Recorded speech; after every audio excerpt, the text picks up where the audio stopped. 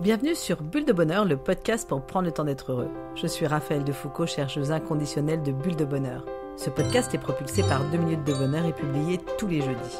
Et si certaines de nos réactions, comme fuir, s'énerver, minimiser, plaisanter, n'étaient pas vraiment choisies, simplement activées par notre inconscient, dans cet épisode 270, je vous emmène à la découverte des mécanismes de défense, ces stratégies automatiques que notre cerveau utilise pour nous protéger de la souffrance. Un témoignage me revient en tête. Lors d'un accompagnement, un couple a pioché une carte de 2 minutes de bonheur en couple, et c'était « Comment j'aime être réconforté ». L'homme a alors dit à sa femme « C'est difficile avec toi, quand tu vas mal, tu ris ». Sur le coup, cette femme s'est mise à rire, et ensuite, elle a eu envie de pleurer. Elle a eu cette prise de conscience que toute sa vie, elle a utilisé l'humour pour éviter de montrer ses failles. En groupe, en famille, au travail, elle était la rigolote, celle qui prend tout à la légère. Cependant, derrière cette façade, elle ne se donnait jamais le droit d'être touchée, ni triste, ni même simplement sensible. Depuis, elle choisit. Parfois, elle rit, parfois, elle dit que c'est difficile et elle demande alors du réconfort à son conjoint. Merci le jeu de minutes de bonheur en couple. Alors, pour ceux qui ne l'ont pas encore, allez hop, rendez-vous sur notre site 2minutesdebonheur.com. Oh là là, mais qu'est-ce que ça me chicote! Notre ado n'exprime jamais ses envies. Que nous choisissions une activité en famille ou le repas à commander pour un dîner sympa tous les deux, il se dépêche toujours de tomber d'accord avec n'importe quelle proposition amenée par n'importe qui d'autre. Le petit, lui, quand on lui dit non, il part bouder. Mon conjoint dort mal. Il fait des insomnies, mange beaucoup plus de sucre et semble de plus en plus souvent dans sa bulle qui l'isole des autres. Je sais que c'est difficile au boulot en ce moment. Cependant, dès que j'essaye d'aborder le sujet, il dit que je m'inquiète pour rien et que tout va bien. D'ailleurs, souvent, il finit par s'énerver. Alors, je laisse tomber. Mais je le comprends. Moi, ma technique, c'est de me plonger dans l'action dès que quelque chose me tracasse. Hop, hop, hop, tout est bon pour éviter de trop y penser. Et là, ça me chicote. Est-ce que c'est bien normal tout ça? Qu'est-ce que ça dit de nous? Mais au fond, qu'est-ce que c'est qu'un mécanisme de défense? C'est un processus inconscient qui se déclenche automatiquement de façon à lutter contre l'angoisse, contre les facteurs de stress, contre un environnement hostile ou autre que notre inconscient juge inacceptable. C'est une façon de nous protéger contre quelque chose que nous estimons insupportable, qui peut être de différentes natures et de différentes intensités chez chacun. En d'autres mots, ce mécanisme de défense inconscient est une façon de se protéger, de protéger son intégrité quand nous avons un conflit interne à résoudre. Ça nous permet de nous adapter au monde externe, de le mettre à distance. Par exemple, les personnes qui ont subi un accident traumatique peuvent sembler complètement distants, absents à eux-mêmes, dépourvus d'émotions. On s'attend à ce qu'ils pleurent ou qu'ils soient en colère et rien ne se passe. C'est leur façon de se protéger contre la souffrance de leur traumatisme. Je vous renvoie à notre podcast 248 sur la peur. D'où viennent ces mécanismes de défense? Alors leur découverte nous vient du psychanalyste le plus connu du monde, l'Autrichien Sigmund Freud. Et il les a mis en lumière dans ses recherches sur l'inconscient à la fin du XIXe siècle. Sa fille a poursuivi ses travaux et a démontré que ce sont des processus adaptatifs qui sont indispensables au développement de la personnalité. Plusieurs chercheurs les ont corrélés à différents niveaux de maturité. Un exemple de défense immature serait la dissociation, tandis que les personnalités plus matures pourraient utiliser l'humour comme stratégie de gestion. Alors la dissociation est un thème sur lequel nous reviendrons bien prochainement. D'où viennent-ils ces mécanismes de défense? Alors rappelez-vous que votre cerveau cherche toujours à satisfaire votre circuit de la récompense, du plaisir et de vous éviter un déplaisir. Les mécanismes de défense ont pour objectif de vous éviter un déplaisir. Rappelez-vous qu'à la base, votre merveilleux cerveau a été conçu pour la survie et donc la protection contre les menaces était une de ses fonctions premières. Merci les mécanismes de défense. Alors on en a déjà un peu parlé dans l'épisode 128 sur les circuits primaires du cerveau. Cependant, depuis que nos civilisations ont progressé, notre cerveau restait le même et ce sont les mêmes circuits qui s'activent dans notre boîte crânienne que celle de l'homme des cavernes. Incroyable, non? En même temps, vous le savez, notre cerveau est un organe qui apprend et se modèle toute notre vie. Merci la plasticité cérébrale. Et il est très fort à construire des croyances que nous prenons progressivement pour des vérités. C'est grâce à cette fameuse plasticité neuronale que se renforcent nos croyances positives ou négatives qui viennent elles-mêmes nourrir nos mécanismes de défense. Alors, en conclusion, les mécanismes de défense sont un héritage d'une époque au cours de laquelle les défis humains étaient bien différents d'aujourd'hui et la force de notre cerveau, c'est de les ancrer en nous. Alors ces mécanismes de défense forment une sorte de barrière de sécurité interne qui nous permet de traverser les étapes de la vie et de gérer au mieux ce qui se présente. Jusqu'ici rien que choquant. Après tout, c'est précieux d'avoir une petite batterie de secours disponible pour nous protéger, un bouclier auquel nous n'avons même pas besoin de penser parce qu'il se déclenche tout seul. Cependant, et vous l'imaginez bien, l'action de ces mécanismes peut devenir néfaste lorsqu'ils nous bloquent dans des œillères et qu'ils nous conduisent systématiquement à nous raconter une histoire qui n'est pas vraie. En effet, l'enjeu est qu'ils génèrent des croyances qui nous empêchent de voir la réalité en face et donc de prendre des décisions éclairées qui permettent de gérer la situation ou d'être aux manettes de notre bien-être. Pour creuser le sujet des croyances, je vous renvoie à notre épisode 29 et à l'épisode 251.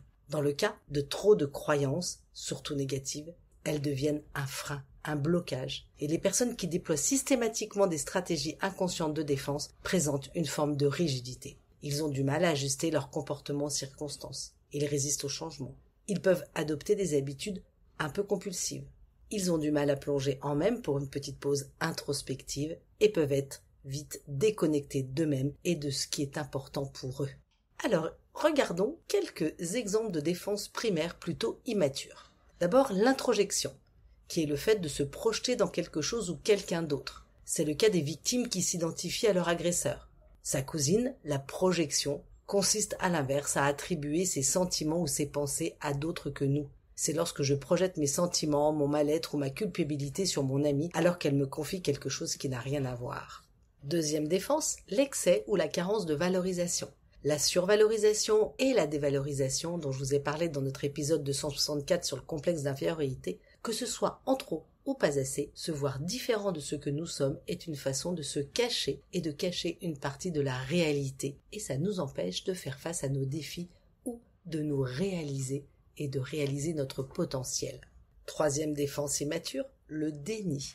Le déni est une stratégie douloureuse dans laquelle nous rejetons inconsciemment certains faits qui nous font trop souffrir. Je pense notamment, de manière un peu extrême, au déni de grossesse, qui sont si tristes pour les femmes et sont souvent l'expression d'une incapacité à accepter l'idée de porter la vie. Une autre défense primaire, la compensation, qui est le fait d'adopter un comportement afin d'occulter un sentiment désagréable. C'est une façon de rééquilibrer une faiblesse ou une souffrance ou encore une frustration en surinvestissement autre chose. Je reviens sur le complexe d'infériorité. Une des façons inconscientes de s'en protéger est de travailler beaucoup, de se rendre indispensable par la quantité de travail que nous abattons pour éviter de faire face au fait que nous ne nous sentons pas capables ou pas tout à fait à la hauteur des autres. Enfin, la dernière stratégie immature, c'est le déplacement. C'est le fait de projeter un affect désagréable lié à quelqu'un sur une autre personne. Par exemple, les choses se passent mal en ce moment avec votre conjoint et ça vous met trop à risque de vous lancer dans la discussion que vous devez provoquer avec lui, alors vous vous déchargez sur vos enfants ou sur un collègue de travail. Passons maintenant à quelques exemples de défense dites secondaires et qui sont analysées comme matures. La première, c'est le refoulement. C'est le fait de censurer un désir ou une pensée dérangeante et de l'enfouir très très profondément pour ne plus l'avoir. Le refoulement est une stratégie souvent employée dans le cadre du sentiment de culpabilité.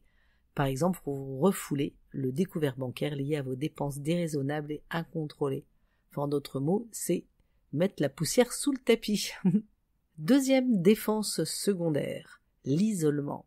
Ça peut être le cas de personnes souffrant du syndrome post-traumatique qui sont capables de raconter tous les détails d'un événement traumatique sans ressentir la moindre émotion associée à cet événement. Les chercheurs observent que le sujet est capable d'isoler hermétiquement l'émotion et le raisonnement. Troisième défense, dite secondaire, la rationalisation. La rationalisation est le fait de se raccrocher à des explications rationnelles rassurantes pour justifier son comportement car les réels motifs sont inavouables. Par exemple, un étudiant qui échoue à un examen parce qu'il n'a pas assez bossé et qui clame que les enseignants l'ont mal préparé au type d'épreuve. Observez qu'ici l'explication pourrait passer pour une excuse auprès des autres. Cependant, lorsqu'il s'agit d'un mécanisme de défense, le sujet est vraiment persuadé que l'histoire qu'il se raconte est la réalité, et cela lui permet de se protéger contre la culpabilité ou la déception de ne pas avoir réussi.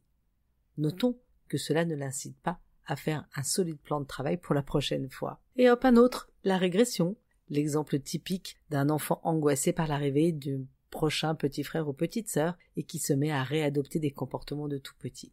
Une autre défense dite secondaire, l'altruisme, bien connu des thérapeutes. Cette défense inconsciente nous pousse à nous centrer sur les autres pour éviter d'être trop seuls avec nous-mêmes et donc de voir rejaillir les défis que nous souhaitons maintenir bien cachés sous le tapis. Et enfin, l'humour, une des formes les plus matures de défense selon Freud. L'humour permet d'exprimer beaucoup en contournant les limites posées par la censure.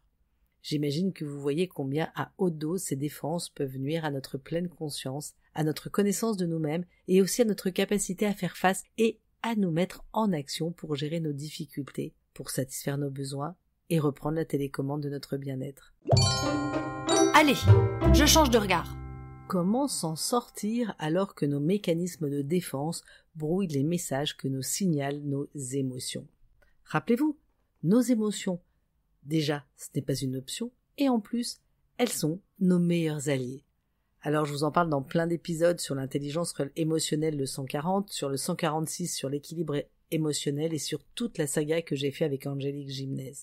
Cependant, parfois, nos émotions ne disent pas tout à fait la vérité. C'est le cas des émotions parasites. De l'extérieur, elles sont souvent perçues comme une exagération. C'est mon cas lorsque je reçois excessivement mal le feedback de mon boss qui me fait un commentaire que le reste de l'équipe juge totalement superficiel. Je me sens atteinte, nulle, incapable, démotivée et ma réaction, je le vois bien, est excessive. Et il existe aussi des émotions dites élastiques, parce que lorsqu'elles se déclenchent, elles font remonter des tas d'autres émotions et des tas de sentiments et des besoins enfouis. Par exemple, c'est moi qui surréagis à une remarque de ma sœur dans notre dernier dîner de famille parce que sa phrase a fait remonter tous mes souvenirs des moments où nos parents nous comparaient à mon désavantage. Dans ces cas précis, c'est intéressant de vous demander quelle histoire vous vous racontez. Pourquoi réagissez-vous comme ça? Qu'est-ce que votre réaction dit de vos besoins, de vos attentes? Qu'est-ce que vous n'arrivez pas à regarder en face? Ces deux types d'émotions un peu réactionnelles sont de bons atouts dans votre manche pour repérer quand vos mécanismes de défense se déclenchent. Il est important de les repérer pour déconstruire ces schémas et ces croyances que nous renforçons inconsciemment dans notre cerveau et qui floutent la réalité. Alors il est vrai que ces stratégies de défense à petite dose ne posent pas de problème. Elles sont un bouclier naturel que nous pouvons sortir en cas de besoin et idéalement en conscience, comme avec l'humour par exemple. À trop forte dose, ces mécanismes de défense deviennent une forteresse imprenable avec des murs si hauts que on ne voit plus rien au-delà. La réalité nous échappe et nous restons enfermés. Comment apprivoiser ces mécanismes de défense? D'abord, notons que toute réaction peut constituer un mécanisme de défense en soi et mon propos n'est pas de diaboliser notre petite recette pour rester optimiste, je souhaite juste vous équiper pour repérer lorsqu'ils prennent trop de place. Quand vous pensez être face à un mécanisme de défense, d'abord faites une pause. Ça peut sembler trop simple pour être vrai, cependant la première étape consiste à ralentir votre cerveau qui veut toujours aller vite et qui veut surtout vite vous envoyer vers votre prochain plaisir ou vous éviter le prochain déplaisir. Nos cerveaux stimulés ont besoin que nous les mettions en veille, par la méditation par exemple. Je vous recommande pour ça notre bulle de bonheur 114. Avant tout, ralentissez et créez une bulle. Ensuite, observez.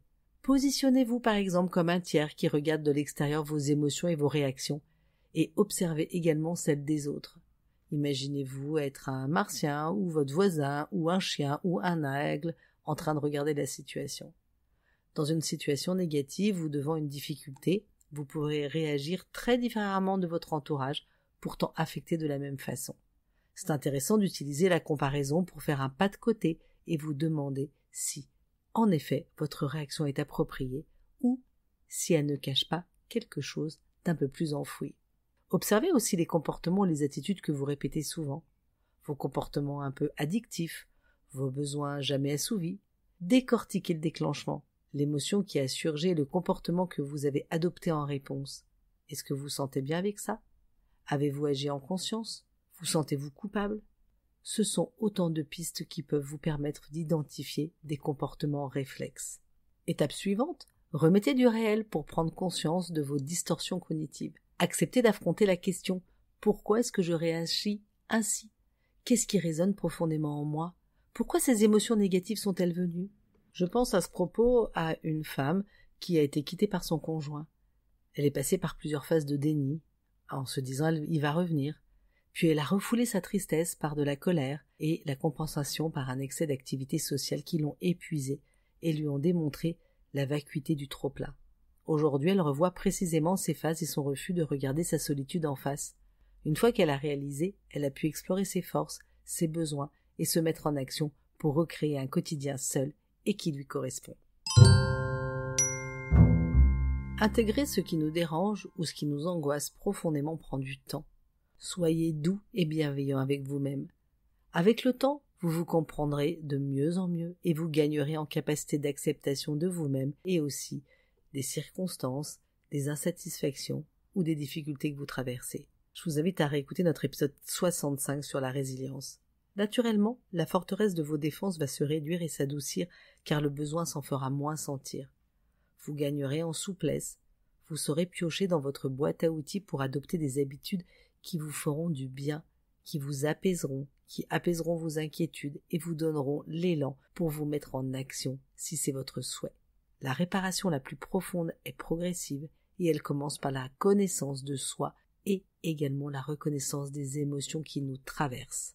Et enfin, je pense que je ne le dirai jamais assez, gardez en tête de faire de l'espace pour le positif. Dans le contexte d'un travail de prise de conscience inconfortable, il est encore plus important de célébrer vos victoires, d'identifier vos talents et vos forces, notre podcast 24, de créer du lien avec les autres, le podcast 79, et de nourrir vos sources d'épanouissement personnel. Et hop, je me lance. En bref, si je résume, les mécanismes de défense 1. Sont des stratégies automatiques que nous mettons en place pour gérer nos frustrations, nos angoisses et nos inconforts profonds. 2. À trop forte dose, ils posent un filtre sur la réalité et nous rendent rigides.